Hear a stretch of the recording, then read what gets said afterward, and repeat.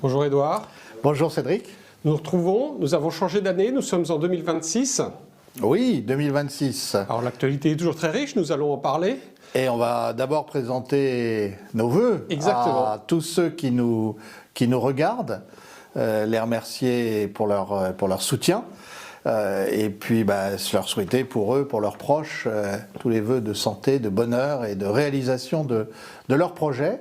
Et puis finalement les vœux, nous les adressons aussi à notre pays malmené, mais en espérant qu'il profite de l'année 2026, qu'elle soit une année, comme je le disais dans un post que j'ai publié sur mon blog, une année de retour au réel. Ce qui veut dire sans doute qu'on change à ce moment-là de gouvernement et de responsable. Oui, le réel va certainement s'imposer de par lui-même, de toute façon, on ne peut pas l'ignorer trop longtemps. On le voit actuellement, on va parler du Venezuela, on le voit. Moi je trouve qu'il y a quelque chose qui n'est pas du tout mentionné, c'est la dimension de panique que recèle l'action américaine. Sa rapidité, sa brutalité, on va y revenir, et on va essayer d'expliquer un petit peu tout ça, mais on voit bien aussi la tentative désespérée des États-Unis, de la Grande-Bretagne, d'Israël pour essayer d'exploiter les difficultés économiques et sociales en Iran, essayer de renverser le régime iranien. On voit la crise autour de l'Union européenne, de l'Ukraine, etc. C'est le principe de réalité qui s'impose progressivement, mais c'est douloureux parce que, en particulier, nos dirigeants ont vécu sur une autre planète, celle de leurs 36 000 volontés pendant des années. Puis là, le réel s'impose. Le réel finit toujours par s'imposer à la volonté humaine. Alors nous sommes surpris, dites-vous, néanmoins vous nous aviez alerté et entretenu sur le document publié aux États-Unis sur leurs grandes orientations stratégiques. Donc ce qui s'est passé ce 3 janvier, finalement c'est juste un passage à l'acte au Venezuela.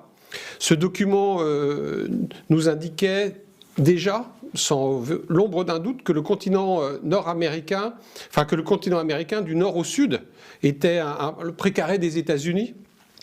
Donc qui sera le prochain? Who's next? Canada, Groenland, Colombie, Cuba peut-être. Bon, Maduro était un sale type, ça tout le monde en convient. Trump a réglé néanmoins la question du droit d'ingérence une bonne fois pour toutes.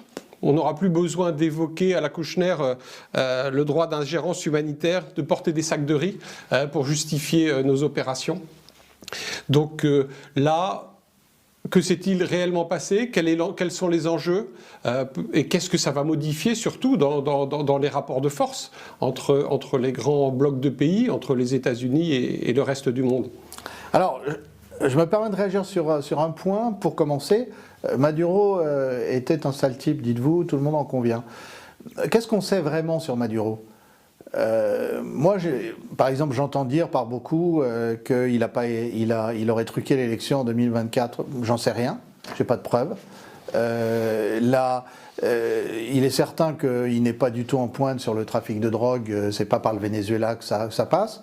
Alors, il peut y avoir d'autres choses, mais moi, je crois qu'il faut faire attention, c'est-à-dire qu'il ne faut pas nous approprier effectivement les justifications américaines.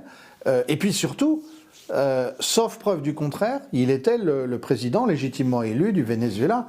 Et donc on a quelque chose qui est assez monstrueux en soi, qui est l'enlèvement d'un président en exercice transformé en prisonnier, en forçat, transformé en Joe Dalton, on pourrait dire, qui se retrouve avec l'uniforme orange. C'est-à-dire que Guantanamo, ou l'équivalent, c'est plus réservé seulement à des terroristes, ça peut concerner tous les chefs d'État. Alors ça, c'est quelque chose qui va peser très lourd dans le monde. Et vous avez tout à fait raison de citer la doctrine stratégique américaine qu'on a voulu voir comme une sorte de ralliement au souverainisme de Donald Trump, mais nous en avions parlé et nous avions insisté sur les 5 ou 6 pages consacrées au continent américain avec la nouvelle doctrine de Monroe-Trump ou Donroe comme on dit aux États-Unis. Elle a trouvé sa première application brutale. Avec quelque chose d'assez étrange d'ailleurs, on va en reparler parce que on ne sait pas très bien ce qui s'est passé. On a enlevé Maduro, le gouvernement, le reste du gouvernement reste en place. Il n'y a pas de changement de régime, donc c'est plus une révolution de couleur. Mais en même temps, il y a des menaces si le nouveau gouvernement ne s'aligne pas. Il semble que ce soit une opération militaire d'envergure qui a été menée. Alors, pour un objectif finalement qui semble assez simple, enlever, puisque c'est de ça dont il s'agit, le président de ce pays. Le déploiement militaire, tel que j'ai pu le lire par ailleurs, semble avoir été assez important, voire assez stupéfiant pour arriver à l'exfiltrer. Alors, il y a beaucoup de choses que nous ne comprenons pas, effectivement. D'abord, il semble que pour que l'opération ne tourne pas au fiasco, comme les Américains ont pu le connaître par le passé, par exemple en 1978, quand ils avaient essayé de libérer les otages américains en Iran, et que les hélicoptères s'étaient ensablés dans le désert. Et même leur retrait d'Afghanistan. Leur retrait d'Afghanistan. Assez dernièrement. Là, visiblement, il y avait des préparatifs pour une opération de type chirurgical. À partir de là, une double série de questions se pose. Si vraiment, comme on le dit, les Russes, les Chinois étaient en appui du gouvernement vénézuélien, comment se fait-il qu'ils n'aient rien vu ? Parce qu'une opération comme ça ne se prépare pas aussi facilement, sans que ça se voit. Est-ce qu'il y a eu un accord que nous ne connaissons pas entre les Américains et les autres autour d'une sorte de répartition des sphères d'influence ? Il y a des éléments quand même qui plaident contre ça, en particulier la violence de la réaction chinoise, même si elle reste diplomatique. Et puis, est-ce qu'il y a eu trahison au sein du gouvernement vénézuélien? Par qui? Certainement. On a assez vite accusé la vice-présidente, en particulier la presse britannique a dit qu'il y avait une négociation qui était passée par l'intermédiaire du Qatar et avec les États-Unis. Là, on dit que c'est pas elle qui est en cause, ce sont d'autres. Mais enfin, toujours est-il que le gouvernement est toujours en place et qu'on a une situation abracadabrantesque, comme aurait dit Jacques Chirac, puisque le gouvernement est encore en place, Maduro est en prison. Il y a eu la première audience hier pour lui faire connaître les chefs d'accusation. Ces chefs d'accusation, d'ailleurs, ont changé par rapport à ce qu'ils étaient avant. C'est-à-dire que maintenant, on ne l'accuse plus de trafic de drogue direct, mais d'avoir profité du trafic de drogue. Tout ça est bien obscur. Et puis, y a-t-il un début de résistance populaire qui se met en place? Pour l'instant, on a du mal à voir juste. Alors, accusation portée par un tribunal de New York. Alors ce système américain nous subjugue un petit peu. On se demande comment un simple tribunal new-yorkais peut arriver à faire tomber un régime. C'est-à-dire, on se demande comment le pays dont on nous a vanté la séparation des pouvoirs trouve un juge pour appuyer une opération qui est une opération de type mafieux, en fait. Il faut appeler les choses par leur nom. C'est le parrain Trump a fait enlever un petit parrain qui ne voulait pas rentrer dans son jeu à lui. Alors, s'il y avait une authentique séparation des pouvoirs, où il y a un équilibre des pouvoirs, la justice américaine devrait tout entière dire il n'y a pas eu de vote du Congrès pour autoriser l'opération, donc nous ne jouons pas le jeu de M. Trump. Il devrait faire la grève en disant nous n'avons pas à juger M. Maduro, qui jusqu'à preuve du contraire est présumé innocent. Ben non, on trouve un tribunal à New York en plus pour aller dans le sens de l'opération du gouvernement américain. Donc je pense qu'il y a dans ce qui se passe, il va y avoir une sorte de dégrisement. Et c'est ce que vous disiez en commençant, il n'y a pas de droit d'ingérence invoqué. Donald Trump, comme le disait le Premier ministre slovaque hier, il a un seul mérite dans cette affaire, c'est de montrer dans toute sa nudité les calculs de puissance, dans toute leur nudité, les calculs de puissance des États-Unis. Puis alors il n'y a même pas d'enrobage. C'est dit, nous avons besoin du pétrole, nous le prenons, et comme le président s'y opposait, nous sommes débarrassés du président. Alors le pétrole, c'est très important. Je crois que le signal, il va au-delà du pétrole.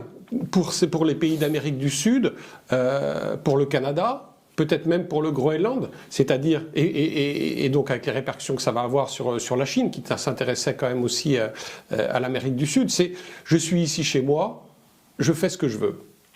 Alors, effectivement, il y a plusieurs choses. Une fois qu'on a désigné ce qui s'est passé pour ce que c'est-à-dire la violation de la souveraineté d'un pays et l'enlèvement sans aucune légalité internationale d'un président légitimement élu. Voilà.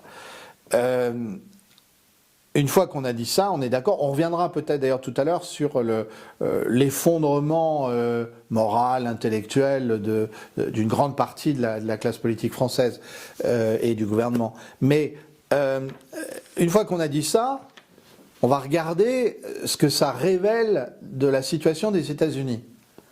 Et en fait, je crois qu'il faut comprendre que depuis l'ère Obama, les États-Unis sont dans une crise profonde et ils sont dans un déclin objectif de la puissance.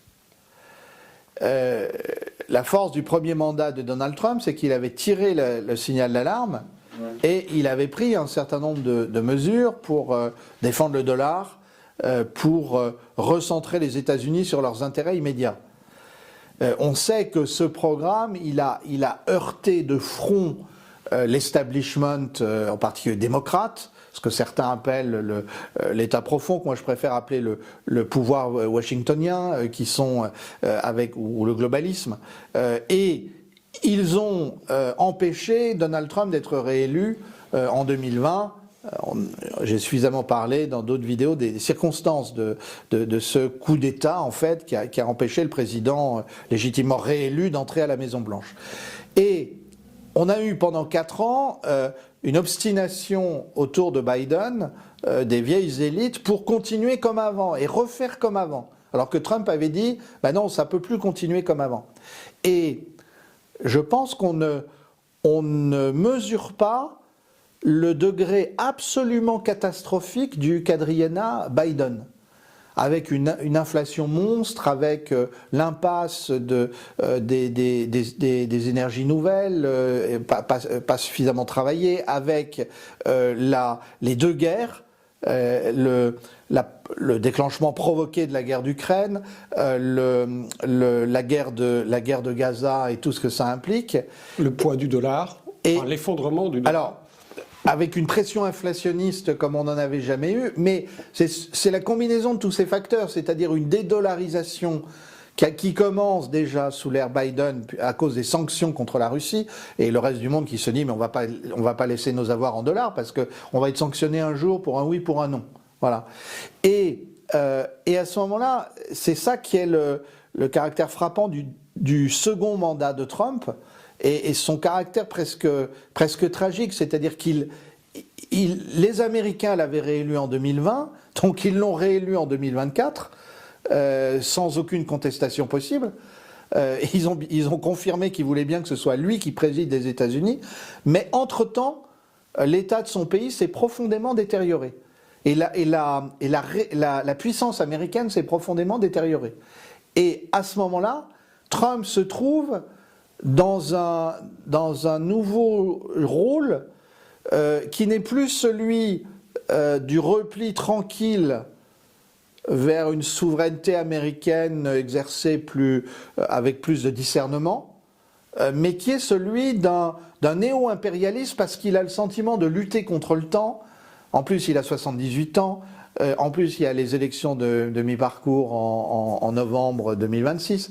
Et donc, il a, par exemple, ce réflexe qu'on n'avait pas vu lors du premier mandat. Le continent américain est à nous sans aucune contestation possible, et on l'étend même jusqu'au Groenland.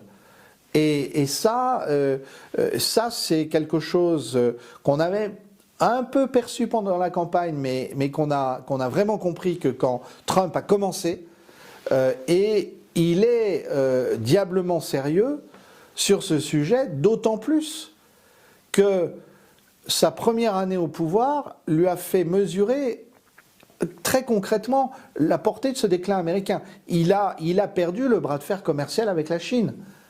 La Chine est en train de contingenter ses exportations d'aluminium, ses exportations d'argent, ses exportations de terres rares. Quand je parle d'argent, c'est l'argent physique, hein, l'argent métal, de terres rares. Et donc, je reviens à ce que je disais, il y a une vraie... Ça a l'air maîtrisé, mais c'est un réflexe de panique du gouvernement américain qui accélère la prédation brutale sur les ressources du Venezuela. Et alors là où il faut comprendre les enjeux, c'est qu'on pourrait dire, mais ça serait plus simple d'avoir, par la pression, d'arriver à des accords commerciaux éventuellement défavorables au Venezuela, mais les États-Unis sont assez forts pour l'imposer. Pourquoi font-ils ça? Pourquoi veulent-ils avoir un contrôle direct des ressources? Eh bien, parce qu'il s'agit pas simplement de s'approvisionner en pétrole, ou en argent métal, ou dans d'autres ressources. Il faut sauver le système financier américain. Or, le système financier américain ne peut être sauvé que si les matières premières des autres servent de garantie à la création monétaire, à la création de crédit, à la création financière. Et c'est ça, en fait, qui est en jeu. Et c'est ça qui rend particulièrement brutale la procédure de Trump. Et il faut également couper l'herbe sous le pied de la Chine, notamment, et peut-être de la Russie, qui était proche du Venezuela. Alors, bien sûr, mais là encore, dans un monde normal, dans un monde apaisé, dans un monde mature, où les grandes puissances se comportent de manière mature, comme les grandes puissances européennes au XIXe siècle ont réussi à maintenir tant bien que mal la paix entre elles, si on est encore dans un monde comme celui de la guerre froide, dans une certaine mesure, où les deux grands sont capables de faire des compromis, eh bien, quelle raison y a-t-il de se fâcher parce que la Chine s'approvisionne en pétrole au Venezuela ? Pas seulement s'approvisionner, mais s'accaparer une partie des actifs.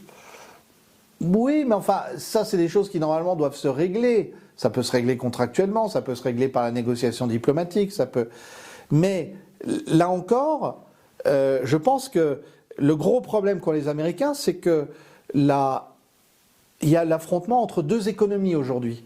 L'économie industrielle chinoise, et qui est profondément ancrée dans le réel, qui contrôle un certain nombre de matières premières, un certain nombre de terres rares, mais qui aussi est fondée sur l'exportation industrielle massive, et l'économie financière américaine qui a beaucoup de mal à se réindustrialiser. Et en fait, c'est l'affrontement entre les deux qui rend la confrontation aussi brutale au Venezuela. Et on n'a sans doute pas vu la fin parce que, moi je frappais de voir du nombre d'informations qui circulent. Par exemple, la veille, il semble que la veille de l'enlèvement de Maduro recevait un conseiller du gouvernement chinois, un émissaire de Xi Jinping, pour parler du développement de la relation et de la manière de protéger le Venezuela face aux pressions américaines. Donc, certains disent les Américains ont forcé le rythme pour couper l'herbe sous le pied, comme vous dites aux Chinois. Moi, j'entends très bien ce que vous dites, et je crois qu'on l'avait déjà développé à différents moments. C'est que lorsque Trump est arrivé au pouvoir, il n'avait pas fait cet état des lieux. Et en effet, on est face à une accélération très surprenante pour ne pas laisser son pays partir en vrille. Donc, ce qui explique cette violence aujourd'hui. Alors oui, c'est ça, c'est-à-dire que si le deuxième mandat de Trump avait eu lieu dans la continuité du premier, c'est-à-dire si les élections de 2020 n'avaient pas été volées par Biden, on aurait eu vraisemblablement, Trump aurait pu aller au bout de sa stabilisation de la puissance américaine et aurait sans doute pu retarder le déclin du dollar. Puis moi je crois volontiers qu'il n'y aurait pas eu de guerre d'Ukraine à ce moment-là, je le crois volontiers. Mais étant donné qu'il vient après ça, après le mandat Biden, après la désastreuse guerre d'Ukraine, après la désastreuse guerre de Gaza, avec des Européens de plus en plus fébriles et agressifs et qui ne voudraient pas que cette guerre d'Ukraine s'arrête, avec un État d'Israël de plus en plus fébrile et agressif et qui se sent menacé de tous les côtés. Tout ça fait que Trump, effectivement, lui-même, malgré le calme de sa démarche, le fait qu'il veut toujours affirmer qu'il maîtrise les événements, Trump lui-même est sous une pression gigantesque. Et avec, bien sûr, des ennemis intérieurs à combattre, mais aussi, le plus dangereux, c'est le risque d'implosion du système financier américain. C'est ça. Pour montrer ce qui est en jeu, et ça c'est quelque chose sur quoi je vais revenir en détail dans la prochaine lettre de Brennus pour ses abonnés, eh bien, il faut comprendre que il y a vraisemblablement une grosse banque américaine qui a fait faillite dans les 3 dernières semaines, dont on tait le nom, mais qui a fait faillite sur en fait, à cause de la pression sur l'argent. Je m'explique. L'argent métal. Les certificats argent émis par les banques américaines ont permis donc de gager sur l'argent métal des moyens de crédit, des moyens de paiement. Or, l'argent est de plus en plus demandé par l'industrie. Et donc toutes les puissances, à commencer par la Chine, mais les États-Unis aussi, et j'imagine les puissances européennes aussi, ont besoin pour leur industrie de l'argent. Par exemple, on pense que pour le développement des batteries électriques, des voitures, et pour tout ce qui est les industries nouvelles, on va avoir de plus en plus besoin d'argent métal. À ce moment-là, il y a eu une ruée sur l'argent, mais les mines d'argent ne permettent pas d'augmenter à la vitesse requise la production. Donc, qu'ont fait les différents acteurs industriels qui avaient besoin d'argent? Ils se sont tournés vers les banques américaines qui avaient émis énormément de certificats argent en leur disant on en avait acheté, donnez-nous la contrepartie. Sauf que là, on a l'effet classique, quand tout le monde vient chercher son dépôt à la banque en même temps, si la banque n'a que des réserves fractionnelles, eh bien, ça peut être la faillite de la banque. Et alors, il semble qu'il y ait une banque américaine qui, il y a une dizaine de jours, ait dû être renflouée massivement par la Fed pour éviter une faillite officielle. C'est dire la pression sous laquelle sont les États-Unis, parce qu'en même temps, la Chine a annoncé qu'elle n'exporterait plus d'argent en 2026, parce qu'elle avait trop besoin de l'argent métal, y compris de ses propres mines, pour son industrie. Donc on a une pression monumentale qui pèse sur les États-Unis. Ça veut dire beaucoup sur la fragilité de notre système financier. Également. Et alors, du système financier occidental. Puisque, alors pour être concret, comme il y a trop peu d'argent par rapport aux besoins, le prix de l'argent monte. On a une lutte entre Wall Street et la bourse de Shanghai. À Wall Street, on essaye de maintenir le prix de l'argent le plus bas possible pour éviter que les banques soient devant des obligations qu'elles ne peuvent pas remplir. À Shanghai, au contraire, on voudrait que le prix monte de manière à ce qu'il y ait une régulation naturelle du marché. et que effectivement la Chine dispose aussi de ses ressources comme elle l'entend. Et ce qui se passe, c'est que on a l'affrontement entre le système financier occidental et le système financier chinois, mais la force du système chinois, c'est qu'il est beaucoup plus basé sur l'économie réelle que le système financier occidental. Je reviens un petit peu sur la politique, sur la géopolitique, même si on ne l'a pas vraiment quitté. Est-ce que le signal envoyé à la Chine avec Taïwan ou à la Russie, dans le cadre des négociations avec l'Ukraine, en prenant comme ça le Venezuela n'est pas indécodable? Ah bah alors, je veux dire, sur l'Ukraine maintenant, plus personne ne peut dire quoi que ce soit à la Russie. Et alors, les champions des champions, à chaque vidéo, on a quand même envie de décerner des distinctions, des médailles. Alors là, ce sont les Européens de l'Union européenne qui ont approuvé le coup de Trump au Venezuela. Donc après, qu'est-ce qu'ils peuvent dire à Poutine ? Je veux dire, ils ont savonné leur planche. Même si moi, je ne compare pas du tout les deux situations, mais il n'empêche qu'on peut dire, bah oui, si la Chine, la Russie étaient installées au Venezuela, les Américains pouvaient trouver ça dangereux, donc ils ont réagi, comme la Russie a réagi de avoir les Occidentaux en Ukraine. Bon, mais donc là, d'abord, on salue la perspicacité des élites européennes qui ont appuyé l'opération Trump ou qui n'ont pas osé la critiquer. Le cas de la Chine, alors, en fait, c'est un peu différent, puisque dans le droit international, Taïwan est chinoise. C'est une partie de la République populaire de Chine. Ça, toute personne, tout État, qui a reconnu la Chine populaire a été obligé d'accepter l'idée que Taïwan avait certes un gouvernement autonome du point de vue de la Chine populaire, mais était partie intégrante du territoire de la Chine populaire. Donc,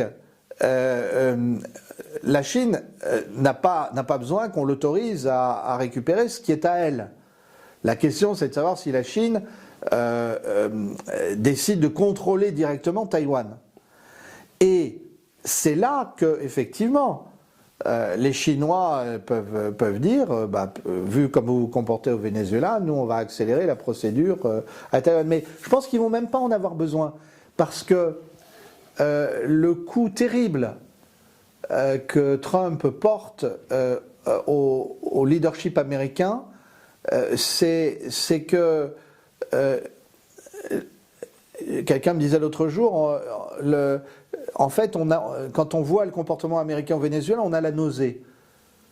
C'est pas possible, on peut pas faire les choses comme ça. Et je pense que c'est la réaction dans le monde entier.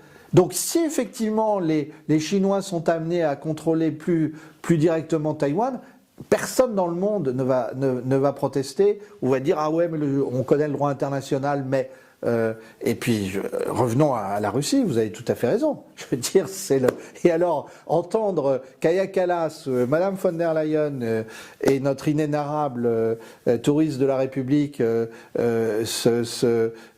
finalement approuver l'opération trumpienne, je veux dire, c'est fini quoi. Ils ont abandonné l'Ukraine de leur point de vue. C'est fini. Parce que qu'est-ce qu'ils vont dire à Poutine? Ils devraient même lui dire, vous devriez enlever Zelensky, regardez, prenez modèle sur Donald Trump, lui il sait faire. Oui, il y aurait certainement quelques motifs assez valables pour le mettre derrière les verrous. Je pense qu'il y en a beaucoup plus pour mettre Zelensky derrière les verrous du point de vue russe qu'il y en a pour mettre Zelensky derrière les verrous, pour mettre Maduro derrière les verrous du point de vue américain. Ça, pour moi, il y a aucun doute. Mais alors j'arrête parce que je suis encore en train de dire des horreurs. C'est Cédric qui me provoque là. Bon, on va arrêter là pour cette semaine et on sera très attentif évidemment dans les jours qui viennent. Alors voilà, il faut bien que ceux qui nous regardent, je pense qu'on va publier la vidéo relativement rapidement, mais il faut que ceux qui nous regardent avec indulgence, parce qu'il se peut que cet après-midi, ce soir, là où nous sommes mardi en fin de matinée, il se peut que ce soir il y ait des informations nouvelles, des rebondissements, et qui viennent entre le moment où on a enregistré et la publication. Mais sur le fond, les choses vont avancer très vite. Mais on voit en même temps des tendances de fond qui se dégagent. Pour ceux qui attendent avec impatience le numéro 4 de la lettre de Brennus, j'avais prévu sa parution ce soir ou demain, sauf qu'il y a eu le 3 janvier cette actualité. Donc j'ai gardé le sujet qui est l'affrontement entre l'économie réelle des Chinois et l'économie financière des Américains, mais le Venezuela nous permet donc de comprendre encore mieux ce qui est en train de se passer. Donc la lettre paraîtra d'ici 2 ou 3 jours. Il y a eu un peu de collecte d'informations supplémentaires. J'annonce donc cette parution à la fin de la semaine parce que il y aura des éléments nouveaux sur le Venezuela. Puis bien sûr, la semaine prochaine, on va reprendre l'analyse et la préciser. Merci Édouard. Merci Cédric.